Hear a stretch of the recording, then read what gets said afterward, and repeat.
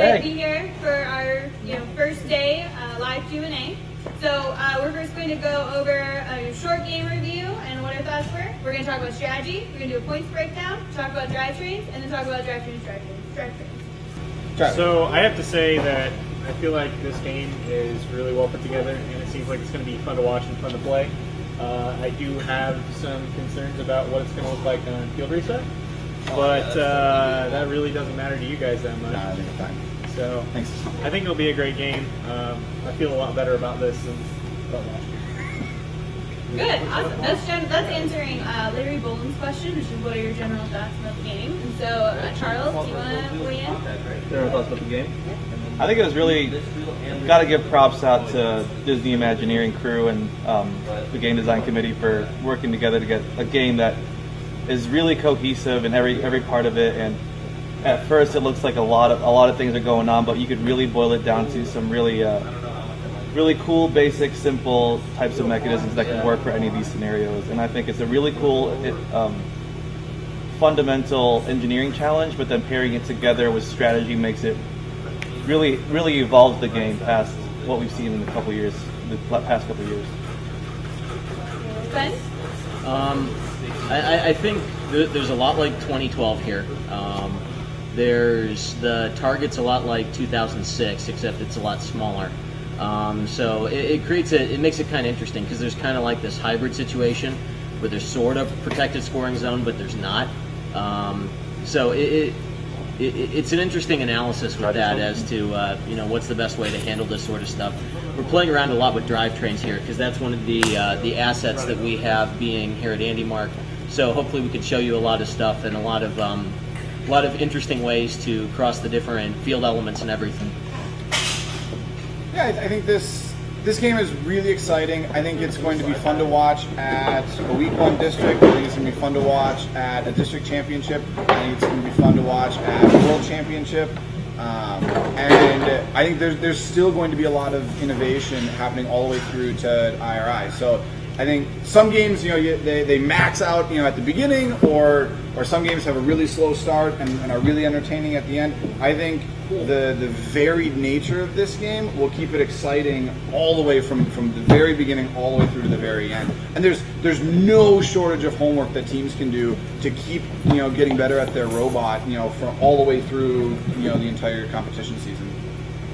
I want to throw out there really quick that to make sure that all the teams out there don't be afraid about not getting hung up on shooting, because there's a lot of ways to score here besides shooting. Yeah. And with that in mind, there are roles for teams at every level of competition. Oh yeah. From the teams that have a lot of resources to teams that might not have as many. So there's things for everybody to do in this game. I like that a lot. Yeah. I think this is one of the games, more so than most of the other games that we've seen in recent history. There are very vast alliances. Different there's we've kind of thought that there's maybe a couple really good alliances, but once you get down to the nuts and bolts, there are so many different ways that three robots can come together to score points, and not all of them are world beaters. You can be very beneficial to your alliance by being a box that drives around and never gets stuck. Yeah, 8 low goal scores is half a win. Yeah. Yeah, as long as you can get in the right spot at the end of the match. So Yeah. Awesome. So I wanted to go in. We had some Q&A come in, and it kind of fits with the general structure that we wanted to follow. And so Heather Sweeney actually had a question, which was, what do you think are the easiest and hardest defenses? And so I thought that was a good way to start talking about our strategy and what we learned from that discussion. Love you, Heather, by the way. Aww. On the up and down. Okay, I guess, let's just go around the table real fast. Hardest and easiest. I'll start. I think, truthfully, the easiest is the moat, and the hardest, I'm going to say the shovel to fries. That's mine. Charlie? I think the portcullis is the hardest one. I think it's going to present the biggest challenge for people getting through cleanly, and I think the possibility exists that you could get hung up on it permanently. Because if that door drops, if you have a mechanism that door drops and traps itself on your robot, you're done. You're done. And your easiest? Easiest? I think I agree with Danny. I think it's the moat, but the ramparts aren't too bad. That was one I looked at initially when we got the game, and I went, "Oh, that's going to be rough." And it doesn't look nearly as bad in person. It's really nice to see the game elements and everything. Betsy? Of all of them, the easiest? Yeah. I'm gonna have to go with the ramparts because I've seen robots go over obstacles that tall before. And as for the hardest,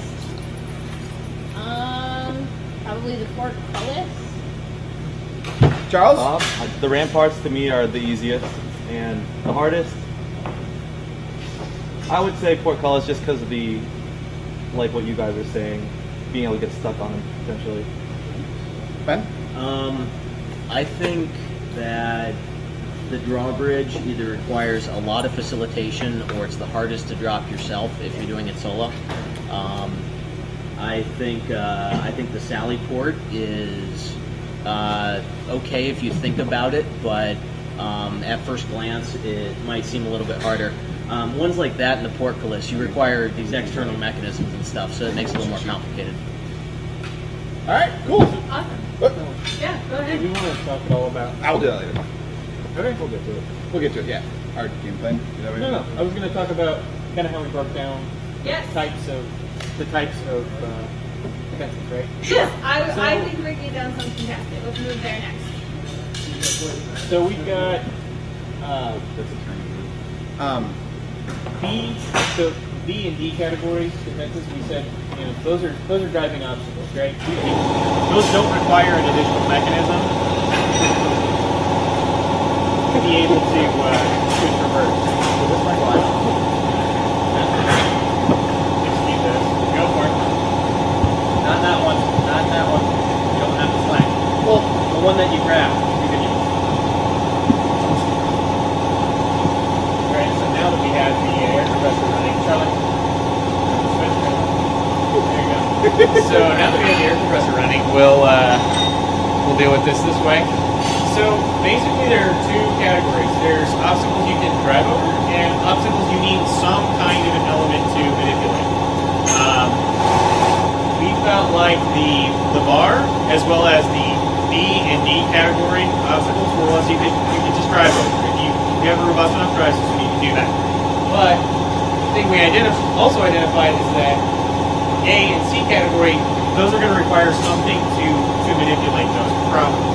Or, specifically with C, you might be able to get around those using two robots in conjunction to get through it. You want to talk about Yeah.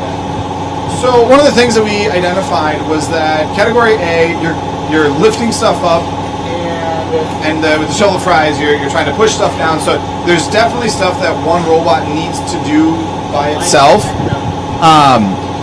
And those also look like the hardest things to leave open for a partner to follow you through. So those are definitely going to need specialized, actuated systems to get those done.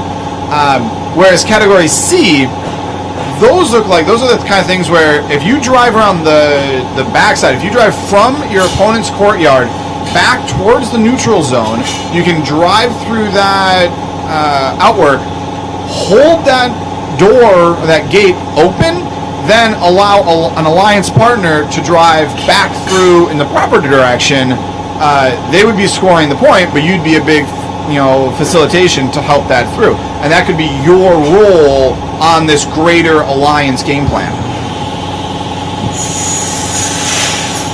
The other thing is there's a bit of a do-si-do you can do where you can actually make that count. If you drive through backwards, where you open the element, your partner drives into it, holds it open for you, you back up out of contact, and both of you drive through. So that would knock out that in one go. So As long as no one prevents us from doing that in the future. But, good idea. yeah, so I guess we'll throw that out now. Big disclaimer: these are everything that we say is stuff that as we know the game right now, 6 hours into build season. All of this could be null and void with a future game update, or any sort of change in the rules, or once we get to competition. So always make sure that you're checking the game updates. Stay on top of those. I believe the standard schedule is Tuesdays and Fridays, or Tuesdays and Thursdays. firstinspires.org. They'll have all your information. Be sure to stay on top of it and read the manual. So as part of the strategy discussion, one of the questions that came in was from Marcus Bernstein, which was how many points do you think you can score alone in a match? So I know we did some of the breakdown for how many total points you could score. So why don't we kind of talk about that and maybe talk about some of our theories about what an individual team can score. Nope. Okay. So I can give it a okay, shot. Yeah. Okay. So if you this mic, I don't think we need it. this mic or this mic? Can I be heard? Yeah, that's fine. Okay. All right. So if you look at some past games, like if you look at, say, a 2013 where you had to make cycles and load up and find things and such like that, a good team could get maybe about 5 cycles, would say. So I think it would be fair to do, to expect, a reasonable team, you might be able to get 3 or 4, an average team, where you cross something, go drop a ball off somehow, come back, get another ball, go over, drop another ball. So if you add all those up, you're probably, in neighborhood, you could maybe get 60 to 70 points. You think that guy's that? Well, we kind of started looking at the various phases of the game, and we kind of thought that any alliance would be, in the kind of the early, 2/3 of the regionals or the first 4 weeks of competition season. Any alliance that scores 165 points is going to be really happy with what they've done. That's 40 points in auto. Let's go.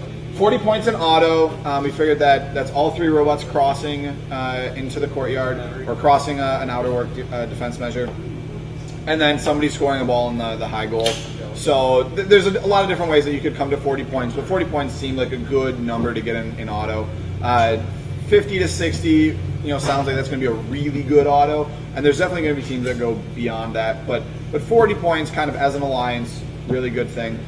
And then if you do enough to get the scaling and breaching extra ranking points, that will net you about another 125 points, assuming that everything goes in the high goal, none of the low goals, and that you're just very efficient. So that's kind of how we got our number: 165 points for the entire line, and 2 ranking points throughout qualification. You'd get an extra 45 points if you did just that same strategy in elims. So that's going to be that's kind of setting the game up right around 200 points in elims, very good score. 160 points in qualifications, very good score. So how you break that down and figure out what your robot does as a portion of that is kind of up to each team. Do we want to talk a little bit about what our specific Team Indiana strategy is for the field? Sure. So what's our Team Indiana strategy? Short and concise, so we can expand a little bit more from there. Do you guys want to talk about the first end? We'll talk about the other end. Sure. Which end are we talking about? You're Veronica, and I'm sure. Yes, got it. So we broke we broke robots into 3 major categories. We said we'll go from the bottom up. R3 is a robot that can shoot into the high goal, but isn't very good at going through the outer work defenses. So they're a robust drivetrain with a good shooter. So they can go over the Type B and the Type D obstacles. A Robot 2, or R2 as we call it, this is your defensive outwork specialist. They can do all of it, but they probably don't have a shooter, or they may not have a shooter, or they may not have a good shooter. And then there's your Type 1 robot, your R1. This is your 2 and your 3 put together. This is all of it, all at the same time. So we kind of decided that we're going to spend a bunch of time and effort trying to get a defensive buster. We call it Veronica, kind of after the Tony Stark Hulkbuster thing from the last Avengers movie. And so we are just going to bust through defenses as much as we can, help our alliance partners get across, do as much of that as we can. So our R2 robot is where a lot of the chassis configuration and a lot of the superstructure is all going to be based for our robot. That's what really is the foundation of our design space, is figuring out how we can get through all of these defenses. And so we're not leaving it all alone, we're not leaving the shooter untouched. Yeah, so even though we're focusing on R2, which is the the Outerworks Buster, we're also trying to focus on what we can do off to the side, kind of as a collector and a shooter type system. I know we've seen this all before. We've had plenty of games that do this, but we're just trying to see, along with what we're doing for the Outerworks, if we can still fit all the components we need for a shooter and a collector in there, and still meet all the requirements, and hopefully get us up to the R1 robot status. And that's what we've been discussing as the most competitive robot that we might be able to see. I'm sure there will be teams that will blow our minds and do definitely what we didn't think were possible. But so we're working our way up. We're basically working our way up the tiers. So they're working on R2, I'm working on R3, and the combination of those two become an R1. And if we can get both of those parts to work together in unison really well, that's when we can say we accomplished our R1 robot. And one of the big options that you guys are still probably wondering about is climbing at the end of the game. So this is it's something that can be very, very beneficial in a very close match. It could be that extra 10 points could be the deciding factor, and so it's not something to overlook. But given our 3-day build, given the other elements that we're going to try to go after, it's just not the highest item on our particular priority list. But we don't want to discourage anybody else, from doing it. The robot in 3 days 1.0, the team from Florida, they're going to be putting a climber on their robot. So if you have climber kind of related questions or quandaries, definitely go check out their web stream. So that's just how kind of our priority list stacked up. Great. So we had a question come in from Andrew Baer, and it's related to a specific strategy. And so the question was, somebody mentioned protected shooting, like from the key in 2012. Oh God! What about rule G43? It seems like a pretty solid plan for protected shooting from the outer works. I'm assuming that's got to be crossing. Can we pull up G43? It's almost got to be related to crossings and defenses. Let's look it up. Okay. Yeah. So one of the key strategies, and I don't know if this is going to come through on the camera, but we thought that the safest place to shoot with your robot was with your bumpers hanging over the defense works here, so that, and you can get a nice straight index so that you're straight onto the castle. You're protected because you are in transit as That's the rule. That's the rule. So 43 talks about you're protected while you're in transit. So it's the one that. Okay. Yeah. So as long as you hang your bumper over that line of the outer defense works, that's when you're protected. So what we may see this work out to is you may have to fully cross, get into the courtyard, and then back up, take your shot, and then go back over the defensive work in the other direction. So yeah, we definitely like the idea of shooting from safety. The other part is it'd be easy to take a shot from the castle. It's very hard for a defender to come mess around with you. Legally, they can do it. It's just physically, mechanically, it's kind of a weird, awkward space to try to get into. The one downside to that is it's a very, almost straight up and down kind of a shot with the height limit on the robot. It's a really weird kind of parabola to go draw. So they're two kind of common shooting points that we figured out, but we definitely like shooting from the defense works. Yeah, that's one thing everyone do keep in mind, though, that the way that things are with height here, the starting configuration height can exceed 54 inches, but there's no rule against them being they can extend, basically. So you could have like FCS blocking if you really wanted to here. So there's not really could you? Not outside the last 20 seconds. Well, not outside. Well, outside the last 20 seconds, you can't contact them. We'll have to check on height limits and get back to you guys on that one. But read R3 very carefully. So just to play devil's advocate, I see a lot of people who want to traverse the outer works fast, wanting to have a lower CG of the robot, which means their shooter might be lower to the ground. What robots can do, although they can't exceed a certain height limit, is they can extend up to 16 inches outside of their frame. So you could be a defensive robot who defends these low to the ground, low CG shooter robots, and extends out 16 inches and make an umbrella for yourself. Yeah, you're right. Never mind. My bad.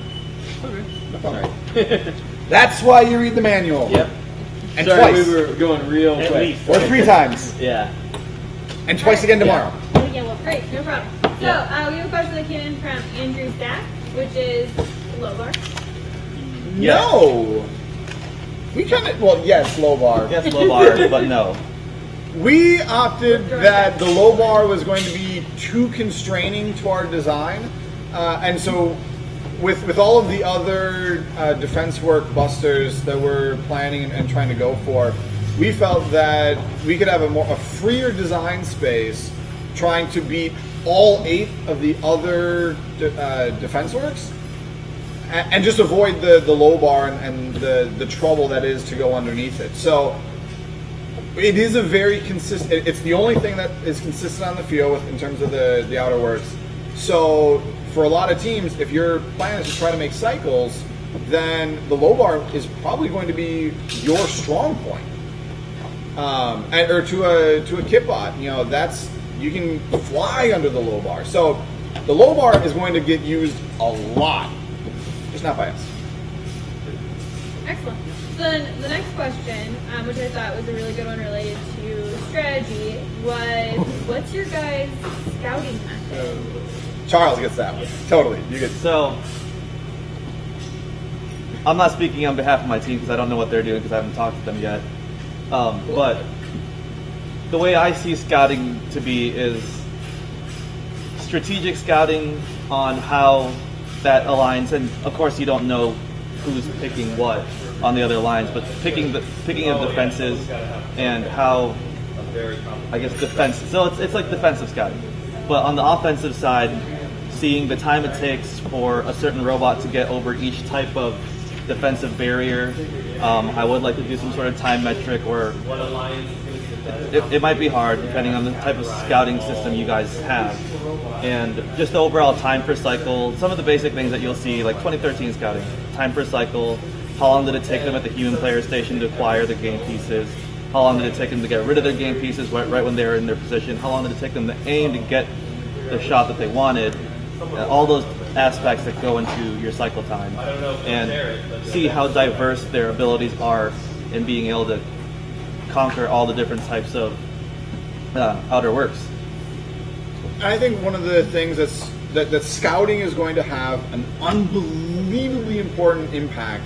I think this year scouting will have the biggest impact out of any year prior, because you get to walk to the field and say, if your scouting is really good, you could go and say, that other alliance, they're bad at crossing these defensive works. Those are the ones that go on the field. So the scouts now, they have a role almost right next to the drive team where they get to seriously impact the match. So that defensive work scouting, that almost seems like one of the places where I'd suggest teams kind of start. If your scouting is based around that, the rest of it can kind of follow suit. And the other point is, a lot of these are kind of tall elements, so I mean, positioning of those, especially for a robot that doesn't have any way to align that's outside of just visual alignment by the driver, that can be really critical if something's in the wrong spot. Yeah. Absolutely. So the next question that I wanted to move into is from Tech Clash, which is the interpretation of G38. With a notice that, this is our interpretation after only a few hours of reviewing the game manual. But We are not refs. Yeah.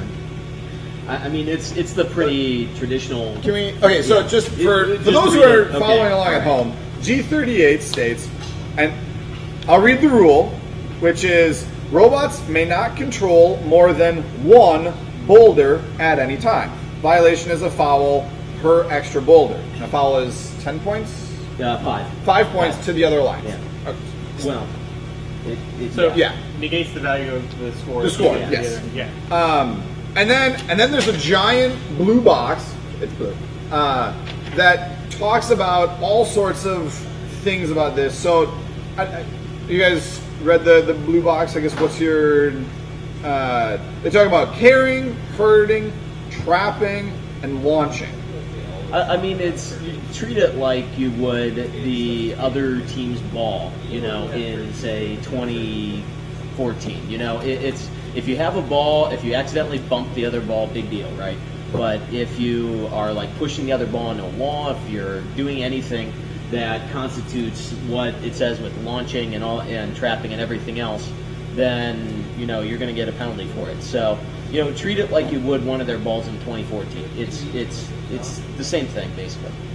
And going back to the vision thing, you got to be really careful when you're running around the field with a collector if the robot has a capacity for more than one boulder, because it could be easy for one of those to be in a place where you can't see it, with all the defensive works that are in place between you and where your robot might be operating. So make sure you're making considerations for that. You know, how many boulders your robot can carry, and you know what your drivers have in terms of resources for being able to see.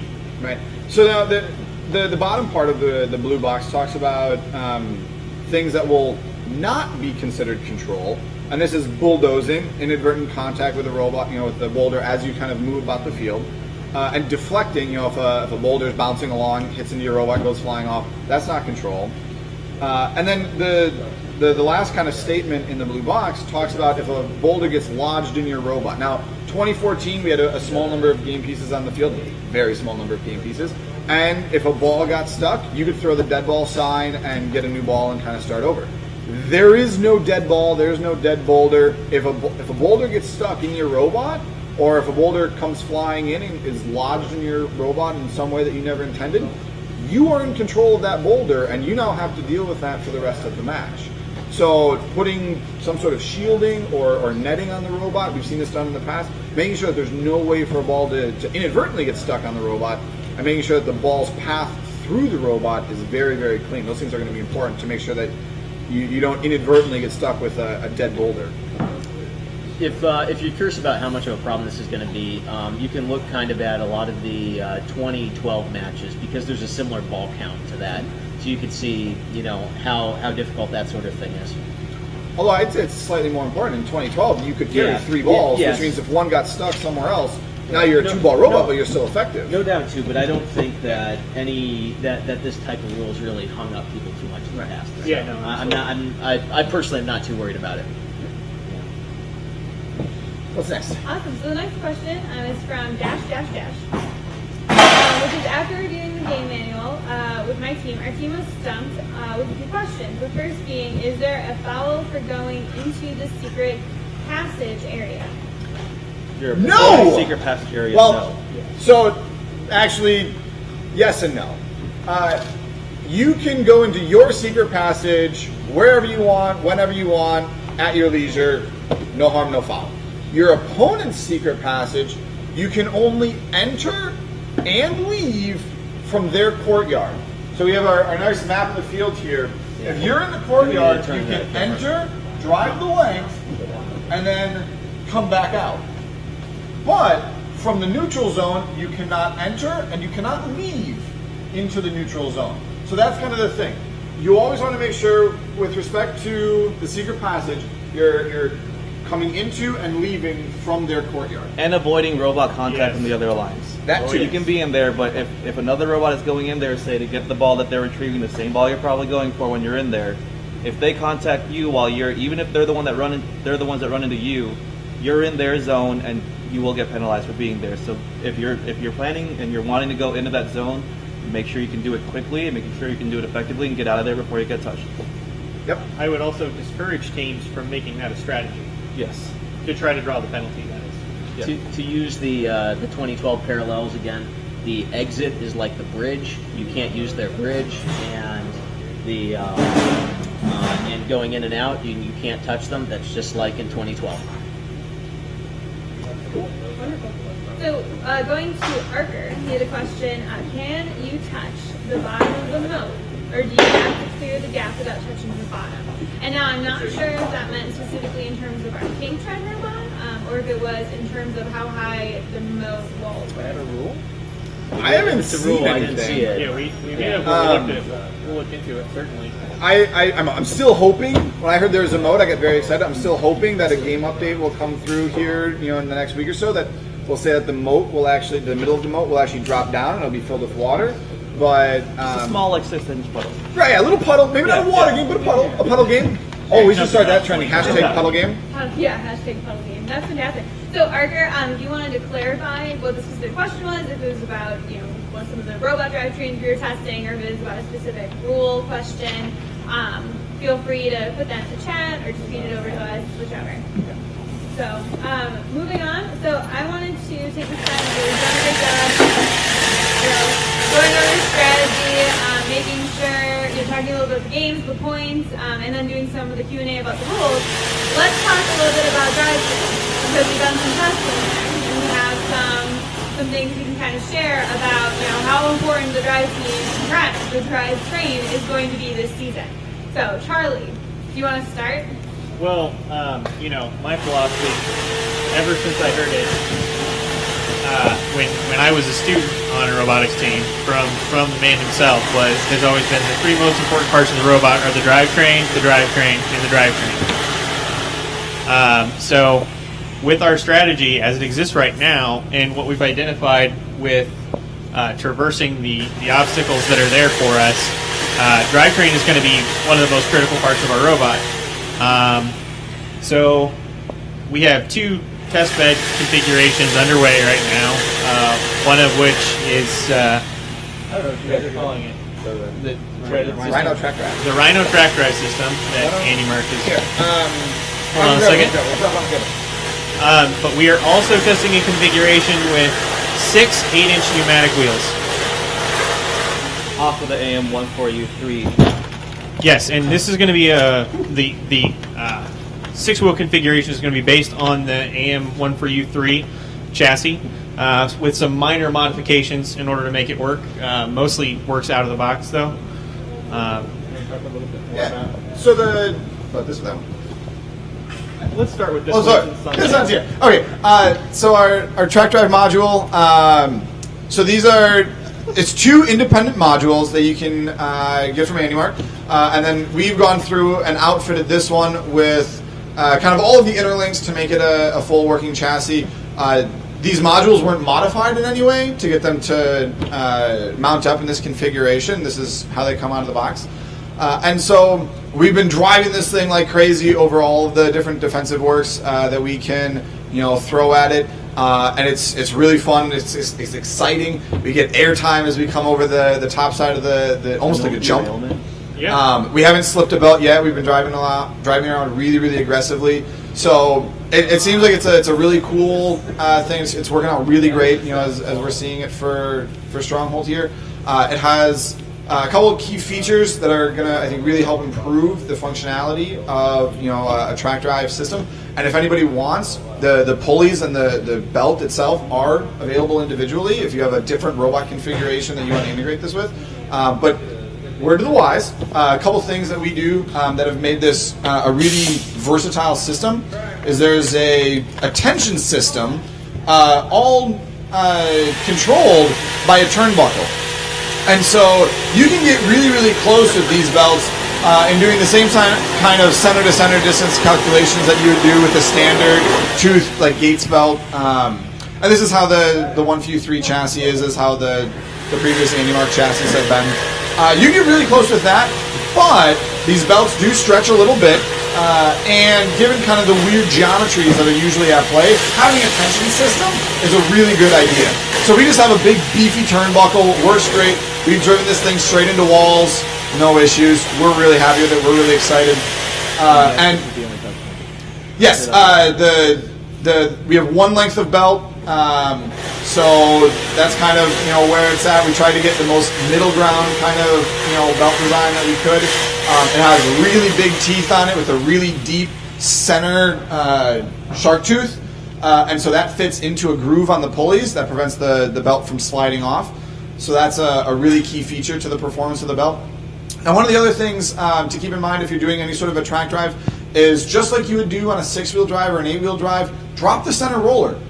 Charles, if you can point out, we still have 6 rollers across the bottom, and our center roller is still dropped, just like you would do in a regular wheel chassis. That gives you all of the turning performance, that gives you all of the maneuverability and the control like you'd have with a 6-wheel drive robot, but you have all of the grip and the traction and the ability to climb over terrain and stuff. So far, Team Indiana, we've been really happy with how this has been flying over stuff, and we're excited. We're going to keep doing more testing, posting more on the live stream, and maybe do a little video later tonight. So stay tuned, and if you have any questions, feel free to send them our way. Well, what's great is we actually do have some questions about the robot. So Emily Tran asked, is this robot under 16 inches?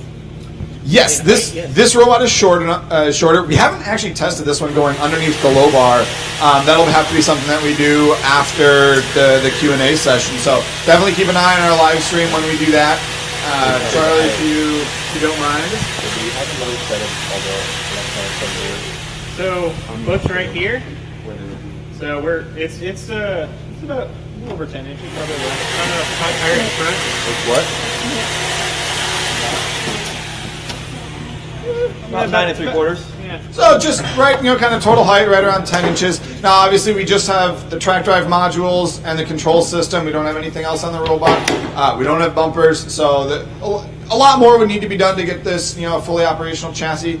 But yeah, it looks like on paper, at least, it should be able to go underneath the low bar. But we'll test that and get back to you guys. Okay, so the next question about the robot design is, why did you only slope half of your bot's tread? That's a good question. That's from Andrew Baird. Thank you, Andrew. So the reason behind that was we wanted to make sure that we had a nice long contact patch on the ground. So from the back drive pulley all the way to the front low pulley. We wanted to make sure that distance was as long as possible just to get a good driving performance. We wanted to try to match as much of normal robot operation as we could.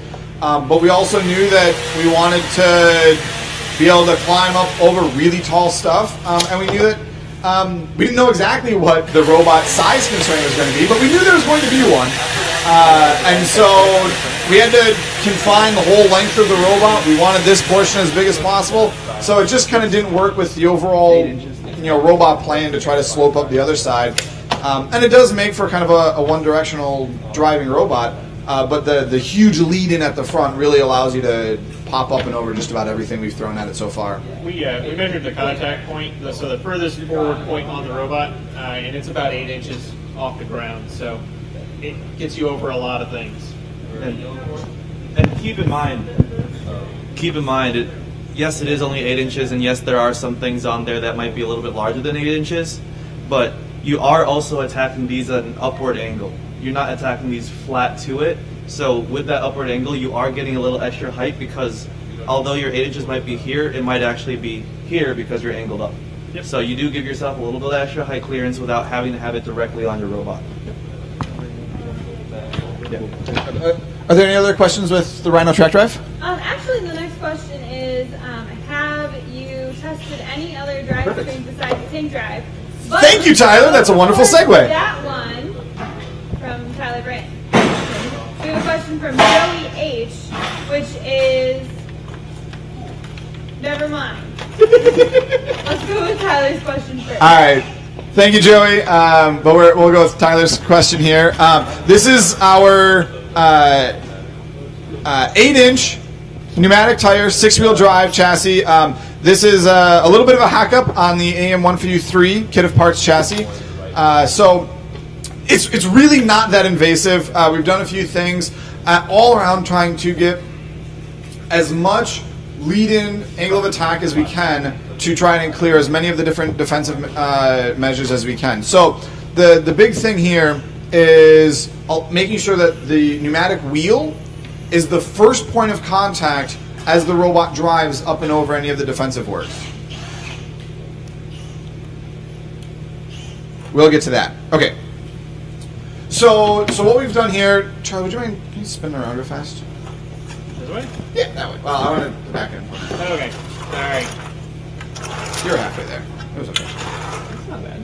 So one of the things that we did here is normally the end sheet goes all the way across the front of the robot, but we really wanted these wheels to be the first point of contact. So you see we brought the end sheet in, we brought it back into the robot a little bit, and now we have this bevel cut on the leading edge, so this won't actually contact the defense works as we go up and over, but it allows us to make sure that the wheel will be the first thing that contacts.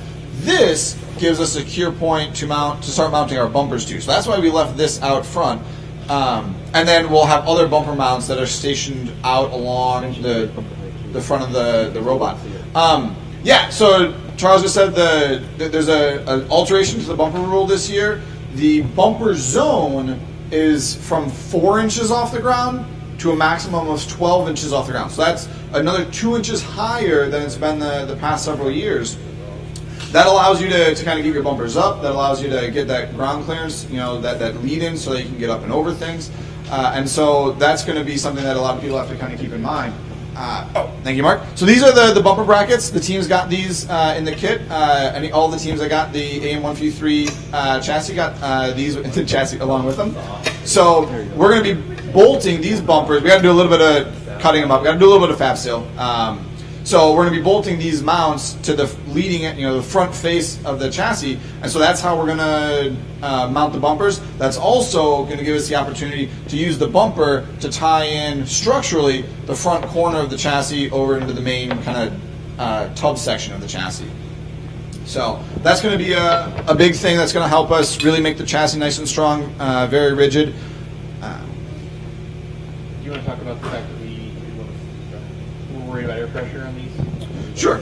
So one of the things that we're kind of going back and forth with, with a pneumatic wheel, now you have the opportunity to adjust the air pressure in the wheel. So we're doing some testing. We're looking at some different things.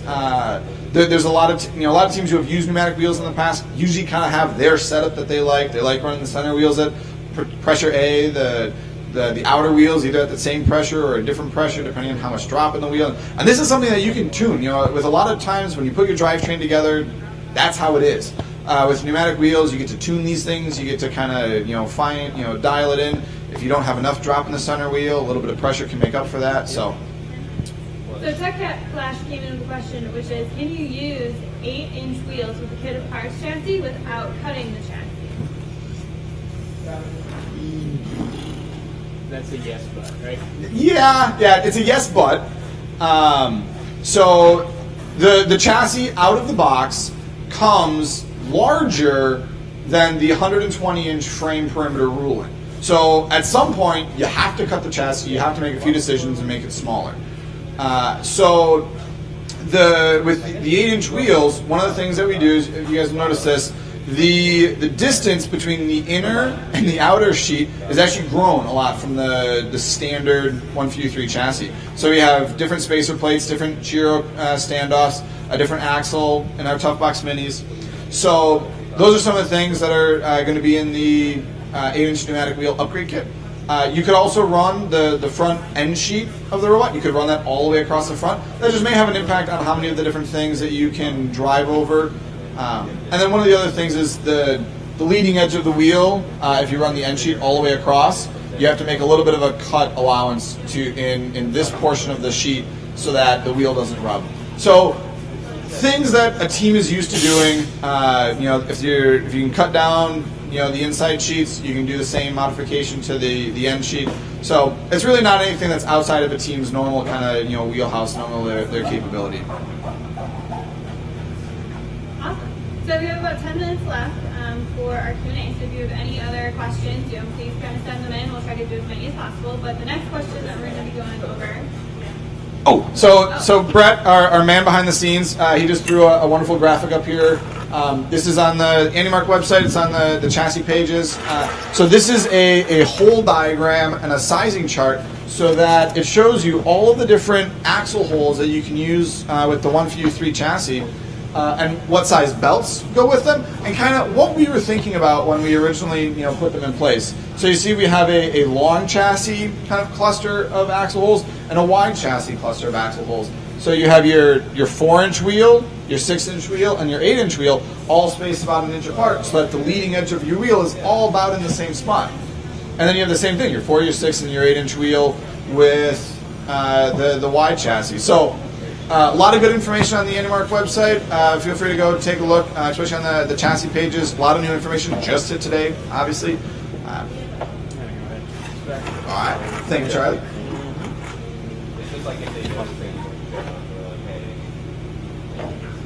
Great, awesome. So the next question is actually from Orange Moore, which is how fast do you think robots should be? 1 speed or 2 speed?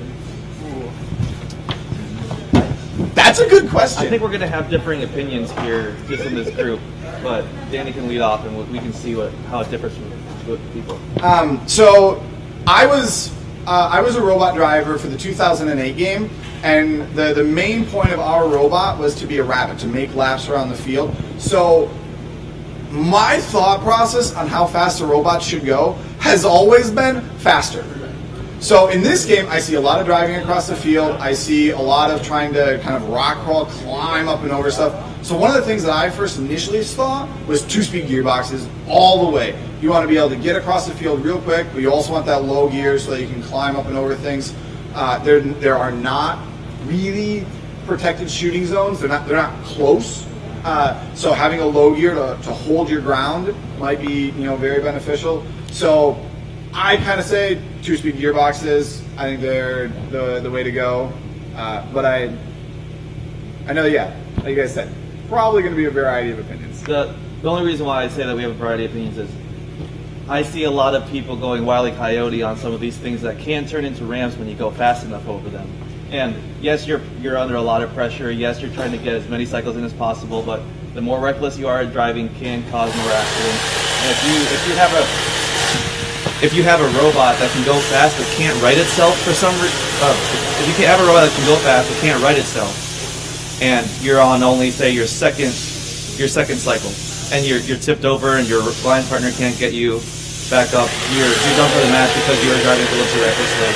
That doesn't mean you can't have a fast robot in general, but with the way the field's broken up, the amount of time you have to be able to go fast isn't as large of an area. So I would shoot for more of a mid-range robot. Still, it's 2-speed gearbox, just so you can have that. Because I think defense is also pretty important here, and being able to push would be nice. But I would say a lower speed and a mid-speed, probably 12 to 14, nothing crazy. So, if you look at past games with divided fields, I'd probably target between 12 and 14 for your high gear, like you said, Charles, and then probably about like 5 or 6 max for your low gear. I mean, it doesn't have to be like a micro speed, like when people balance bridges and stuff, but it needs to be a low gear enough that you can push them around. Okay. So, I mean, I could argue for single speed. I think we've had on the team I mentor in West Lafayette, we've used 6 sim drives the last 2 years, or I guess the 2 years prior to 2015, because of the drivetrain considerations for that game. And we had a lot of luck with those. And one of those was a 6 sim single reduction or single speed gearbox, and the other was a 6 sim shifting drivetrain. And that was in 2014, and a lot of teams implemented that, and a lot of teams had a lot of good luck with that. By the same token, we got really, really good performance. Actually, performance, in my mind, comparable to what you would see out of a shifting gearbox by adding the extra motor on each side and gearing a little bit more aggressively for speed. So, I mean, do your drivetrain math. There are tools out there to help you with it, and figure out what you need as a team. The most important thing you can do is get something set up and get somebody driving early, because the earlier people drive, the better they're going to be when they get to competition. I want a public service announcement on the brownouts. Make sure you do your due diligence there. Yeah, because I don't think anyone, unless they've done private testing, is really too sure about what's going to happen. So if you're running 6 sim drives, or 2 sims in a mini sim, or 2 sims in a 700 series motor, or something of that nature, just make sure that you run your robot into walls a little bit and see if it's going to brown out on you, because you don't want to get to competition and not know what you're doing. On that same topic, I know using the 2014 drivetrain that we had that has 6 sim shifting setup, we did some testing where we monitored voltage drops, and we tried accelerating from a stop in low and high gear. And in regard to brownout, it was very dangerous to try to accelerate with any degree of aggressiveness in high gear. So I can't express enough how important it is to test that. You don't want to be at competition and be in a situation where your robot keeps shutting down. Yeah, that's not good. Yep. So the next question is from Tech Flash, which is any idea on how much the pneumatic wheel kit will cost and when it will be released? You know? Hi, Brett. Yeah, behind the scenes, man. Hello! So there's a lot of things that we try to make available for everybody each year, and sometimes we don't always get it all up right when we want to. So a lot of that's on its way up right now. That kit we're trying to have out tomorrow, and the current price is $350 on that.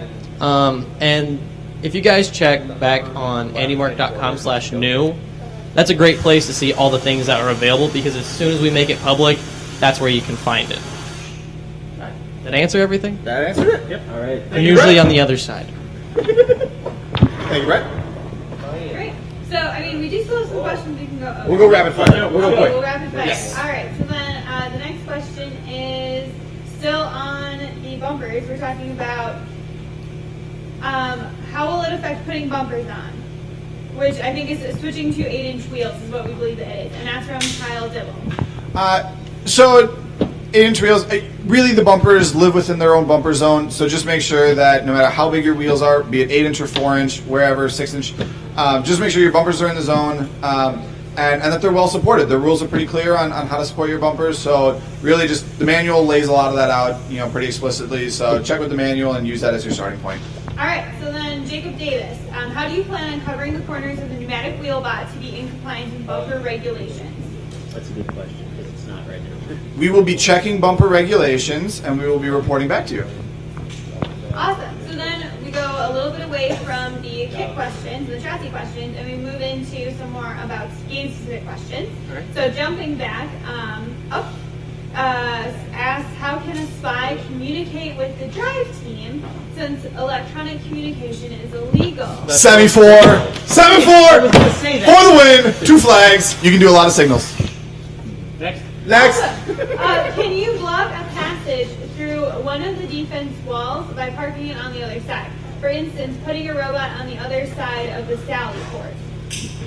And I believe that was from... According to the rules, you can't interfere with a robot that is in the process of crossing in either direction.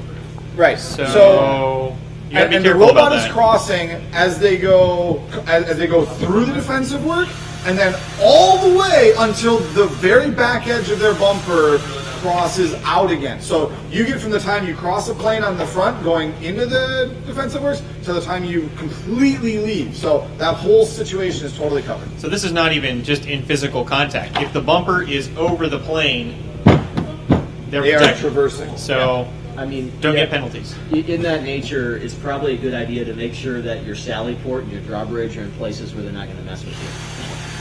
If you put them in the wrong spot, you could shoot yourself in the foot. So be careful. All right, thanks, Dash, for that question.